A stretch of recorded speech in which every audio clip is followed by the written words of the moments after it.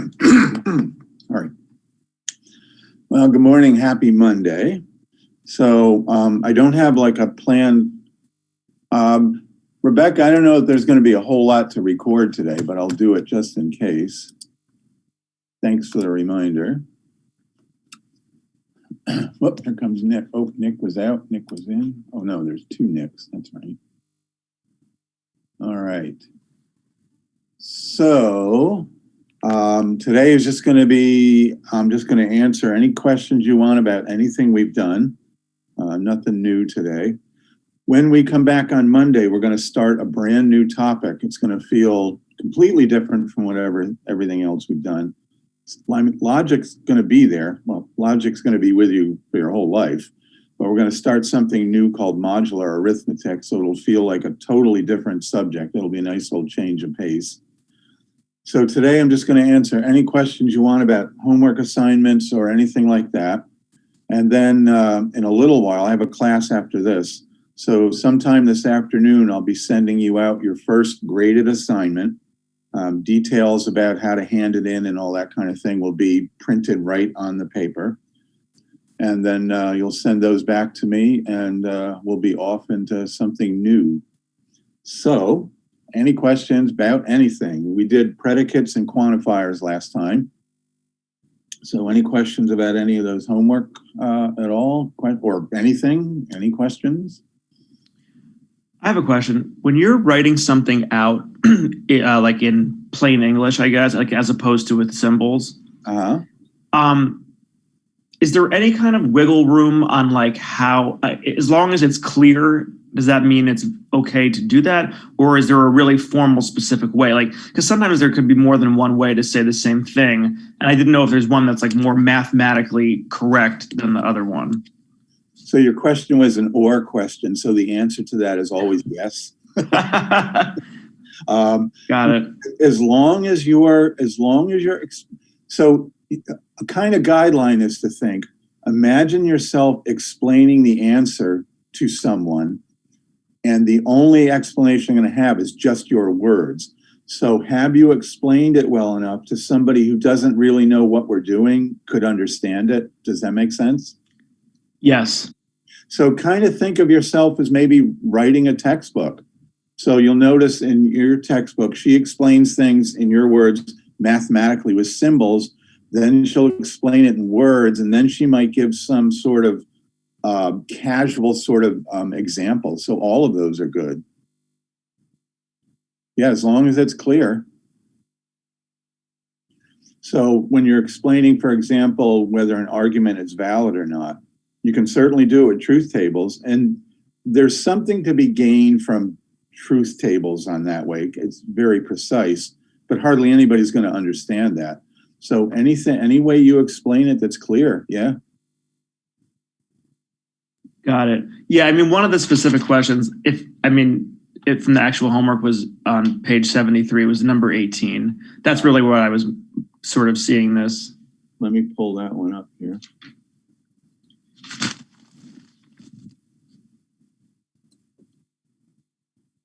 Oh, okay. So here on this one, they've explicitly said use variables. So they want that to look mathy. Does that make sense?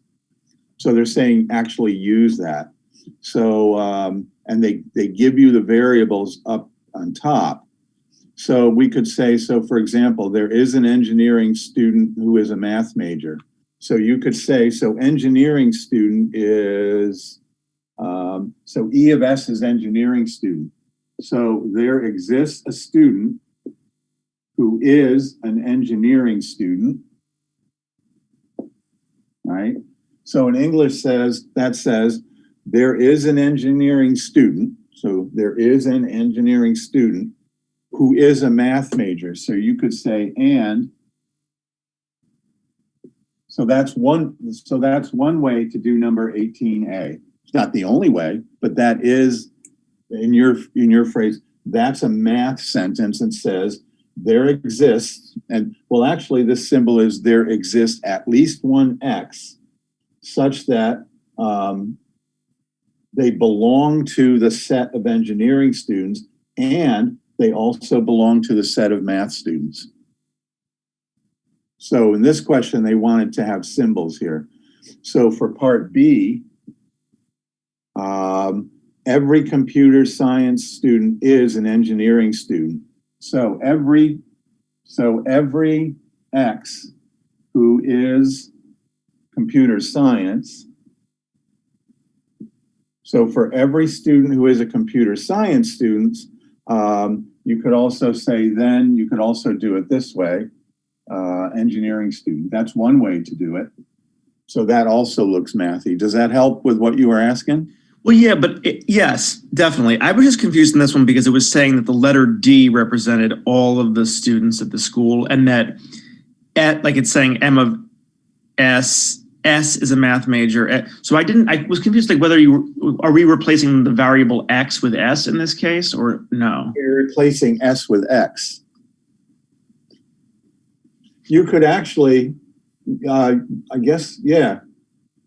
So predicates and quantifiers. So you remember back in your early days of math, when you were taught sort of the idea of a function, and for function you had a domain,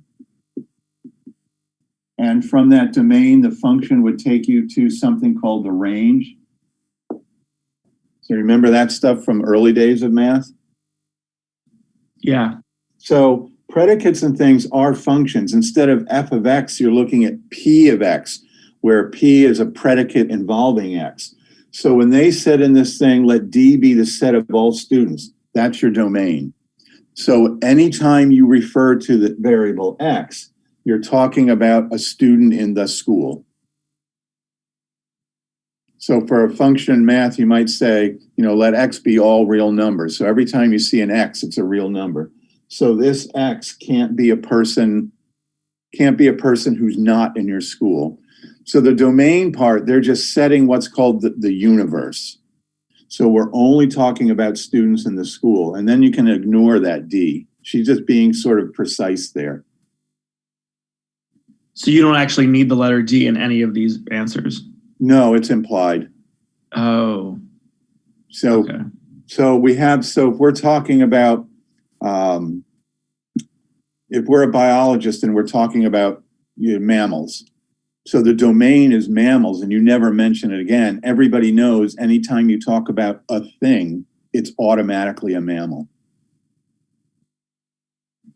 Now, there's probably ways to express it where you could put the D in here. You could say, let X be an element of the domain, but that's already a given, so you don't have to keep repeating that.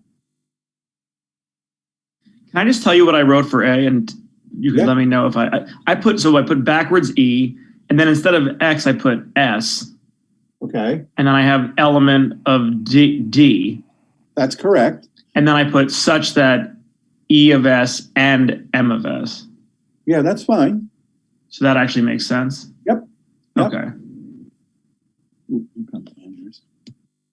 So there isn't any one, like when you were in Calculus 1 or something, there is a very particular way you write things line by line, but there are many correct ways to write answers to these questions.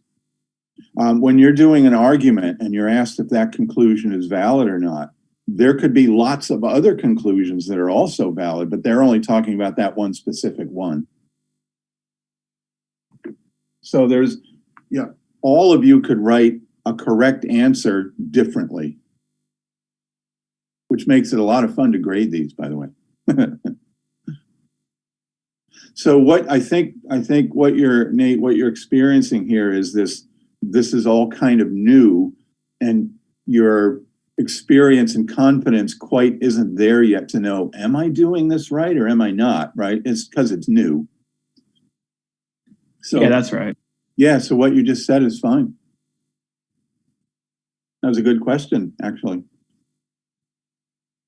So what else we got? Professor, I also have a question on this same problem. I'm assuming, so in the back of the book, it includes the words such that before it does the M of S and E of S. I'm guessing that's just implied, right? You don't really need to put that there? No, I would say it's implied, but you could, so like Nate was saying, you could put the D in here. Right. Could also do such that. And by the way, the symbol for there's two. You can use a backwards E. That also means such that. Okay. Although I suspect, did she use the words or the symbol? The back of the book used the words. Yeah. Okay. Yeah. So that's an accepted symbol for such that as well. Okay. So another symbol for such that is just a vertical line. So these can be read as such that or given that.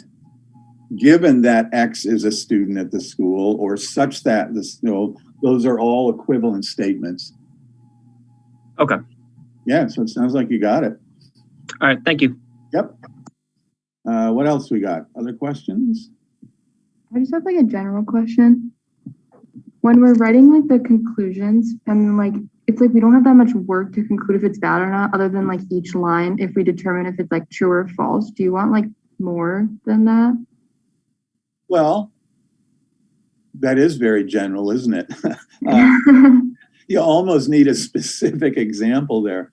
So like I said to Nate earlier, just imagine yourself giving a written explanation for why that's valid. So you might maybe throw a few words in here, because premise, so generally here, so because premise 2 is true, we can conclude that this variable is false. So that's like a sentence. Does that make sense? Okay. Yeah. For when it's like we have like letters like that are like symbolizing the words, and then like if we just write like true next to it, and then in our conclusion we include like what they actually mean. Yeah, you can do that if you want. Okay. Yeah. So yeah, it's sort of it's a matter of confidence at this point. Like I was saying to Nate, have I written enough? Yeah. So you'll get past that. So I've been doing this a long time. I'll be able to read between your words and say, okay, I get what you're saying here. So I'll be able to determine that. Also a good question, Michaela. Anything else anybody's got? I don't have anything. Professor. Yeah. So I've noticed as I was looking back on the homework for arguments, for the premises, do we have to prove that they're all true? Because I noticed I didn't use like one or two. Oh, premises are always assumed to be true in this course, right? So you don't have to say that. And you can be given a premise that actually isn't required to determine if the argument's valid or not. Okay, thank you. So imagine yourself as a criminal case. So a witness says they saw the person running away who did it. The person was male, about 6 feet tall, wearing a red hoodie. And later on, you could say, drove a blue car, but the fact that the blue car might be irrelevant to what you need to prove something or not. So you can have premises. In fact, we did the problem, the one with the treasure and the house by the lake and all of that. One of those premises never, ever came up. We didn't need it, but it was still a premise. Okay, thank you. Because I was just looking back and I wasn't sure if I was actually doing them right. Yeah. Well, so part of her point of doing this, and again, she's a good writer, is throwing in a premise and you're thinking, okay, this is math class. I have to use everything. But it turns out you can arrive at a determination of validity without using that premise at all. It's fine. It goes back to confidence. Yeah, thank you. Yeah, no, these are all great questions. These are nice global questions. I like this. I mean, you're actually getting the whole sense of all of this. Very encouraging. Anything else we got?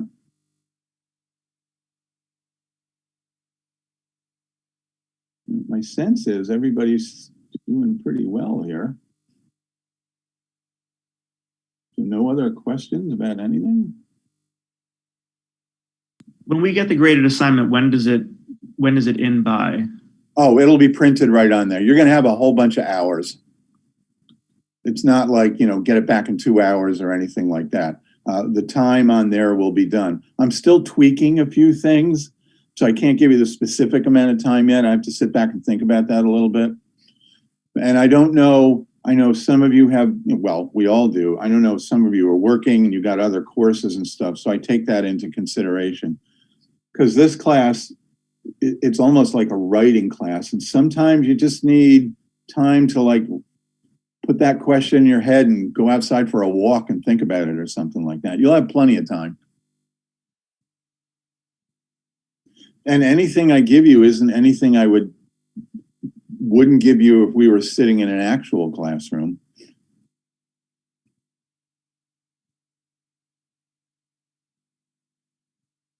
I don't know. What else you got?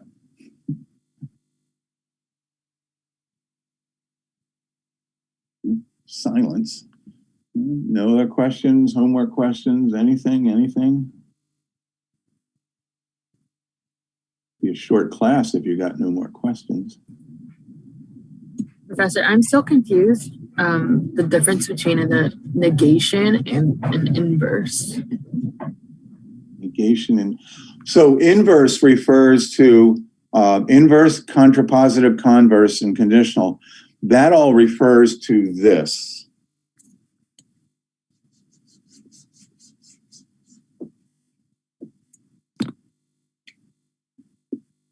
So if we start with a conditional, so this is the conditional. There are three other ways to rewrite that. So that's the contrapositive. They have the same truth value. They're either both false or both true. And then we have this one, and we have this one. So which one of those is the inverse? The third one? This one, okay. So inverse, and this is the converse, and this is the contrapositive. So inverse just refers to a manipulation of this. So, and which one is the inverse? Oh, wait a minute, that's not right. There, that's right. So inverse, I can think of this as the inverse of this, right? So inverse, converse, they're just manipulations of that form. The other thing you asked about negation refers to any statement. A negation is what makes the original statement false. Does that kind of answer your question? So you're talking about two different concepts here. The wording of them, like how to write them out in actual English, just confuses me. Oh, English. Oh, okay. Do you have a specific example? I will check.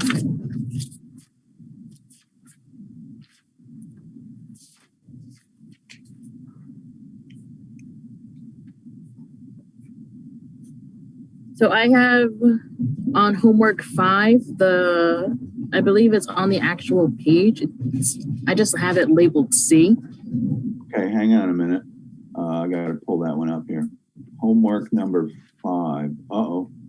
I don't see which one says number 5. My numbering's off. What's the title of the file? Let me check, because I write it all on paper. Yeah, sometimes I number the homeworks and then I stop. I don't know why I do that. I know the first question says P index of H and G is equal to 2. Oh, yeah. That's conditional statements, maybe. Yeah, that's the one that's real mathy looking. Yeah, there we are. I got it. It's actually, I have homework 4. So this says if the index of H and G is equal to 2, so I'm just going to put a P there, then H is a normal subgroup of H, of G, and the quotient group is, so I just replaced it this way, okay? So we have an if-then statement, and you want the negation. So what would make that not true? So if P, then both of these. Well, that's false if, so let's go back to if rain,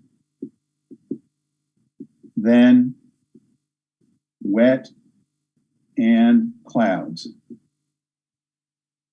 So Marianne, you see that kind of saying the same thing as that homework question? Yes. So if you have this, then it's both of these. So this one's a little easier to understand maybe in words. So what would make this false? It's raining and not wet nor clouds. No. No, that wouldn't necessarily make it false. So let me go back to this. So if P, then Q. So this says, whenever you have this, you will have this. So this would be false. This would be false, or other words, the negation of this would be you have Q and you don't have that. If it's raining, then there's clouds. That would be false if it's raining and no clouds. So this statement would be false if, so the negation of this would be wet and clouds and not raining. So one way to negate a contrapositive, so the negation here would be Q, well, that would be the negation. So not if P, then Q and not P. So going back to your question, that would, a negation of this would be H is a normal subgroup of Q, or, because when you negate, and changes to or, so H is a normal subgroup of Q, or the quotient group is isomorphic to Z, and the index of G is not 2.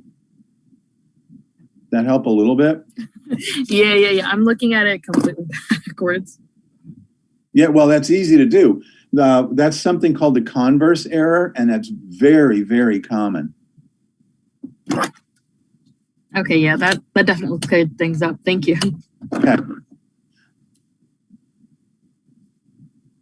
Oh, and notice I said there, if you go back to problem 20F from the homework on that one, I forget what that problem was, but it's the same structure. So when you're looking at this, the thing about symbols is now you're just dealing with sort of an algebra structure. So the negation, well, one way to negate, if P then Q, that's false if you have Q and not P. So for example, if it's a dog, it's a mammal. That would be not true if you had a mammal. Oh no, that was a bad example. Never mind. That was a bad example. I have a question. Yes. So like if rain, then wet and clouds, like I thought it'd be like if it's raining and there's not wet or clouds, or is that wrong? Well, here again, it's an example. So that would be, so if you say, if it's a dog, then it's a mammal, then you could say it's a dog and it's not a mammal. Like would that be like the negation? It could be under a particular circumstance, yes. Okay. Yes. All this thinking, huh?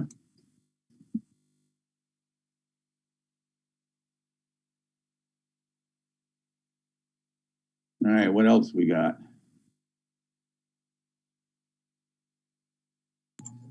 I have a specific homework question from page 60, number 39. It's the one with like Lord Hazelton or Hazelton, however you say it. Yeah, the really long one. Yeah, wait a minute. So what page was that? I think it was page 60. 60. Boy, this digital book is nice, isn't it? You just hop around all easy. Lord Hazelton. Yeah, there we go. Got it. Okay. I'm there.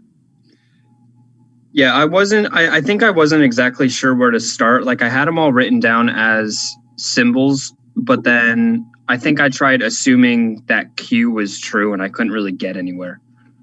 Yeah, so sometimes symbols help, right? So we're told, so looking at that, so where to start? Well, you can start anywhere actually and bounce around. But looking at that first premise, we're told that this person was murdered with a candlestick, right? Right. So that's a premise that's true. Oh, this is a split page. Hang on a minute. This is awful.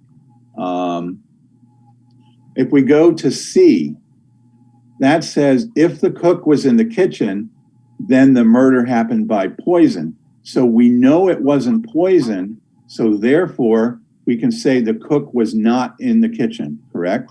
Right. Okay. Okay. So now we know the cook was not in the kitchen. Now jump down to E. If the cook was not in the kitchen, which we know that person was not, then Sarah was not in the dining room when the murder happened. So we know now that Sarah was not in the dining room when the murder happened. Right. So, yeah, I see that. And then it says on F, if Sarah was in the dining room, but she wasn't, right? So we know Sarah was not in the dining room. And then it says, if she was, the wine steward killed that. So we know Sarah wasn't in the dining room. So the wine steward did not kill Lord Hazelton. Right. And so you're just bouncing around there.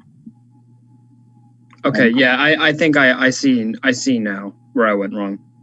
It could be, this is a case where symbols just made it look maybe a little more confusing or something. Yeah, I think so, because there were so many symbols that looking at it overall, I couldn't really see where any of them would really overlap and help to prove one another. So here's a case where the words actually were a little better than symbols. And sometimes symbols are better than words. Right. Yeah. And which is best? I don't know. Some people like sushi, some people don't. It really comes down to personal choice. Yeah. But just keep in mind, this is all fun. Fun's kind of a subjective word, right? You should be feeling your brain's getting stronger by this point, by the way. So after a while, at least to me, when I watch or hear advertisements or watch advertisements on television, sometimes I'm just like rolling it. That's, where are you getting this logic from? But it's easy to use logic and twist it and make something sound reasonable. And if you're really good at that, you can become a lawyer. So what else we got here? These are all great questions. Anybody else?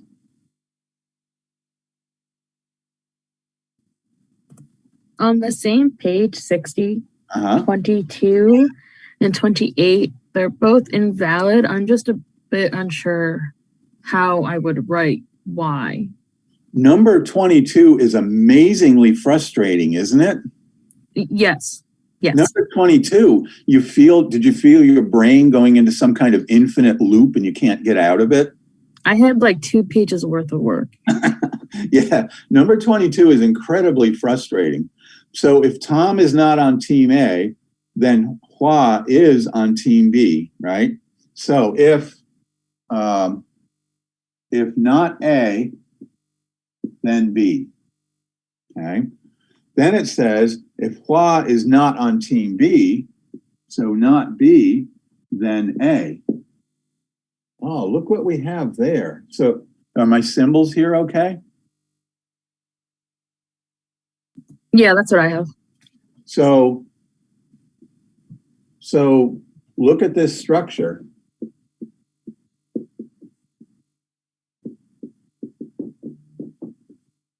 These are contrapositives of each other. When you have a contrapositive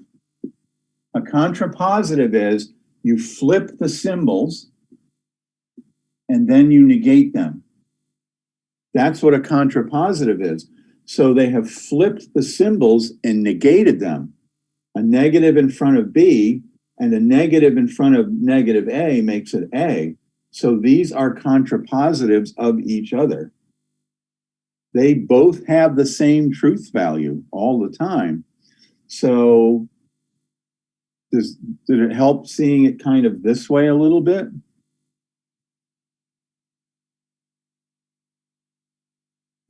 Not really.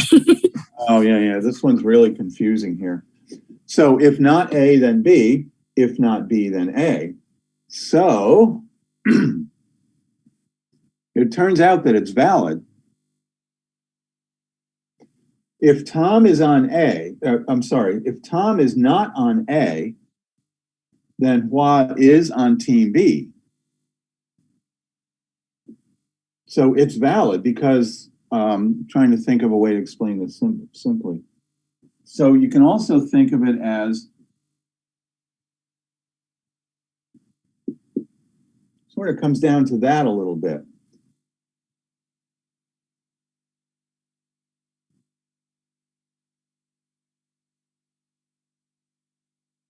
So neither one of these contradict the other one. I guess that's the way I can say it.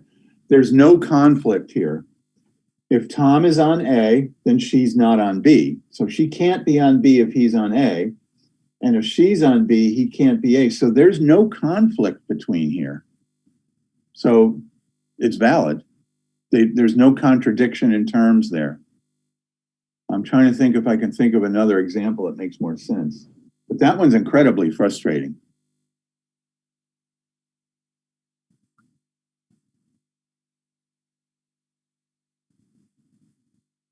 Well, so, can you use an if? Well, the word if might be therefore in that case.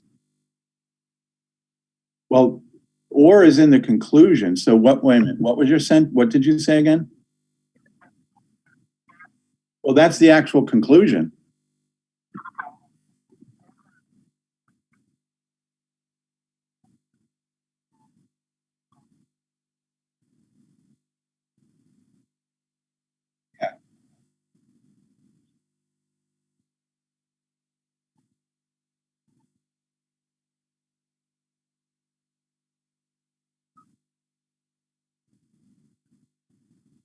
Yeah.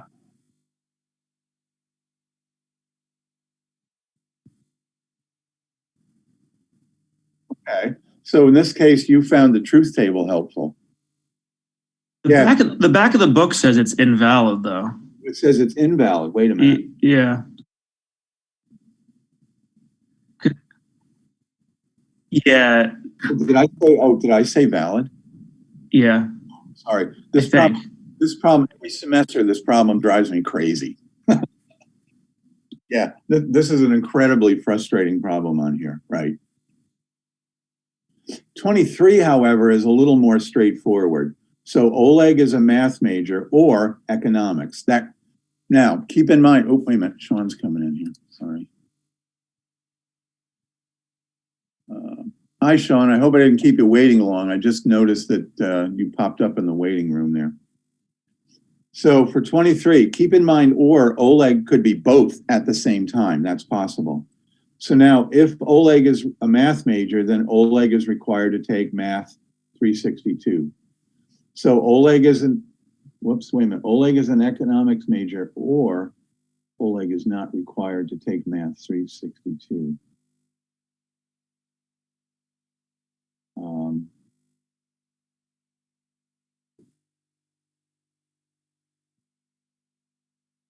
Because of the or,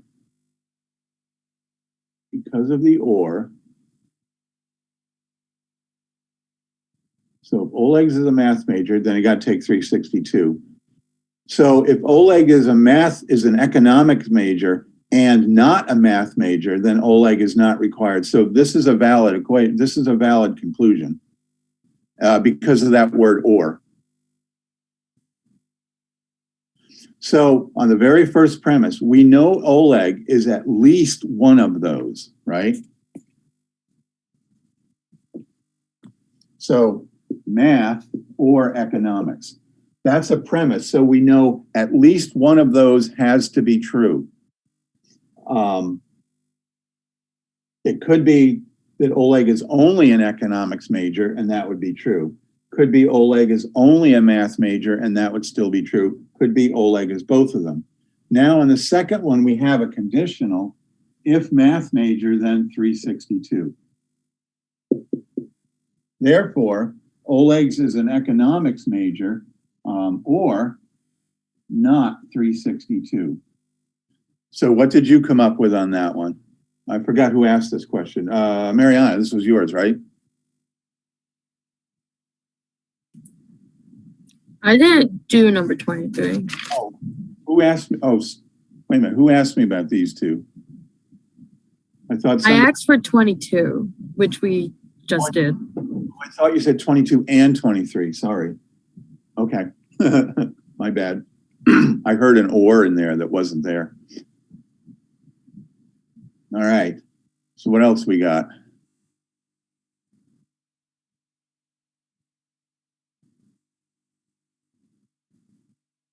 Anybody got anything?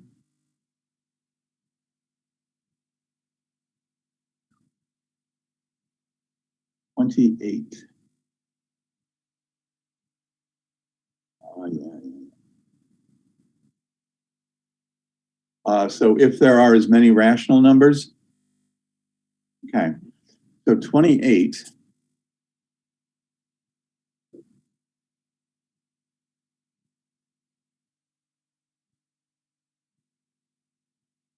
All right, so if there are as many rational numbers as there are irrational numbers, then the set of all irrational numbers is infinite.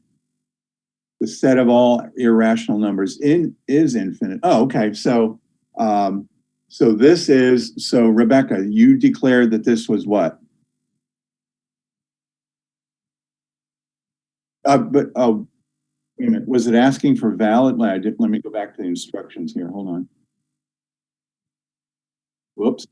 Crap, I lost the page. Hang on. There we go. Sometimes it just hops to another page and I don't want it. Oh, yes. So this is invalid. So let's just say, let's go to 28 here. So this says if P, then Q. That's the first premise. If there are as many rational numbers as there are irrational numbers, then the set of all irrational numbers is infinite. And then they're telling us Q, and then they're saying P, and this is invalid. Yes, that's a converse error. All dogs are, so if it's a dog, then there's a mammal. It's a mammal, therefore it's a dog. That's what that's actually saying, by the way. So in this case, the first premise is actually false, not that that matters. The second premise is true. The statement of the conclusion is also false, by the way. But true and false have nothing to do. So yes, that's the structure of that argument, and that's invalid. Here's a valid one. If P, then Q, not Q, therefore not P. This is valid. If it's a dog, then it's a mammal. It's not a mammal, can't be a dog. So that's a valid structure. This is an invalid structure.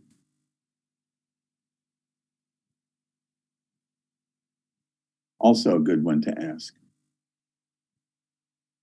It turns out, we'll get into this a little later this semester. So if you think of the number line, just the regular real number line, on this line, there are two kinds of numbers, rational and irrational. So I'm assuming, so a rational number is basically, we think of them as fractions, a whole number over a whole number. A whole number is a fraction, it's just with a denominator of 1. The irrational numbers like pi and e, there are infinitely many more of those. If you were to randomly pick a number off the number line, just randomly pluck a number over here, the chance that you picked a rational number is 0. The irrational numbers, infinitely many more than the rationals. Even though there's an infinite number, we'll find out later this semester, infinity comes in all kinds of flavors. There's an infinite number of infinities and they're all different sizes. So that'll bend your mind for a little bit, but we'll get into that a little bit later. And we use logic to do it. So what else we got?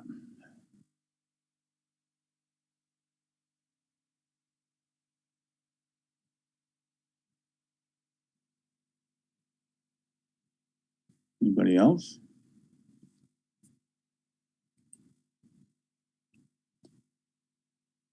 These were all good questions, by the way. Any comments, questions, anything? So Rebecca, good thing I recorded this, I guess. You just never know, right? Better to have it and not need it than need it and not have it, right? All right, so sometime in a little while from now, I have another class coming up, and I'm just tweaking a few things on the assignment I'm going to send out to you. So sometime early this afternoon, I'll send an email to everybody with it attached. I'm going to send it as a PDF file because sometimes I know people have trouble downloading some things, so I'll send it out as a PDF. The time to hand it in will be on there, and you're going to have plenty of time, so don't worry about that. And then you'll write everything up nice and neatly, take a photograph of it, and you're going to send me the photograph of what you've done. Is everybody good? Sounds good. That's All right. good. That's all right, Professor. Yes, Sean. Oh, no, I was just agreeing. Oh, I thought. Sorry. I thought I heard a question mark at the end of that. The joys of remote. All right, everybody. So you'll be hearing from me in a little while. I check my email relatively often. So if you get questions or something, go ahead and send a question in. All right. You'll be hearing from me soon. And like I said, Wednesday, an entirely new kind of topic, which will be like a little mental break for us for a while. All right. I'll see you later. Have a great Bye, day. thank you. See you, Professor.